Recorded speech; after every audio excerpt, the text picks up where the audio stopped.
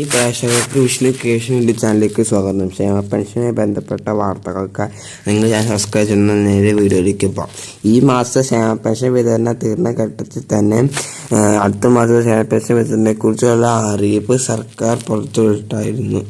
എന്നാൽ ഈ മാസം ക്ഷേമ പെൻഷൻ വിതരണം നൽകുമെന്ന് സർക്കാർ അറിയിച്ചായിരുന്നു. എന്നാൽ അതിനുള്ള തുക കണ്ടെത്താൻ സാധിക്കാത്തത് കൊണ്ട് തന്നെ അടുത്ത മാസത്തേക്ക് സർക്കാർ തുക മാറ്റിവെച്ചിരിക്കുകയാണ്. ഇപ്പോൾ 24 ലക്ഷത്തോളം വരുന്നവർക്ക് ബാങ്ക് അക്കൗണ്ടുകളിലേക്കും ബാക്കിയുള്ളവർക്ക് കൈകളിലേക്കും സഹകരണ സംഘം വഴി എത്തിച്ചേരുന്നത്. അപ്പോൾ സർക്കാർ നൽകുന്ന സർട്ടിഫിക്കറ്റുകൾ യഥാ സമയങ്ങളിൽ സമർപ്പിച്ചവർക്ക് മാത്രമായിരിക്കും തുക എത്തിച്ചേരുക. മസ്റ്റർ ചെയ്ത എല്ലാ ഉപഭോക്താക്കൾക്കും തുക എത്തിച്ചേരുന്നതാണ്. സർക്കാർ കർശനമായ നിലപാടാണ് എടുത്തിരിക്കുന്നത്.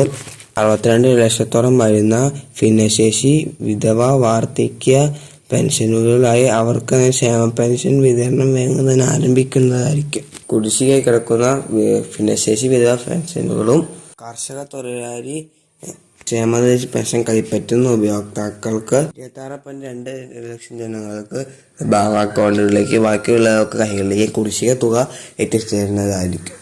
അപ്പോൾ ഇതാണ് ഈ വീഡിയോ പറയുന്നത്. ഇതുപോലത്തെ വാർത്തകൾക്ക് വേണ്ടി നിങ്ങൾ സബ്സ്ക്രൈബ് ചെയ്യുന്ന അടുത്ത വീഡിയോയിൽ പിന്നെ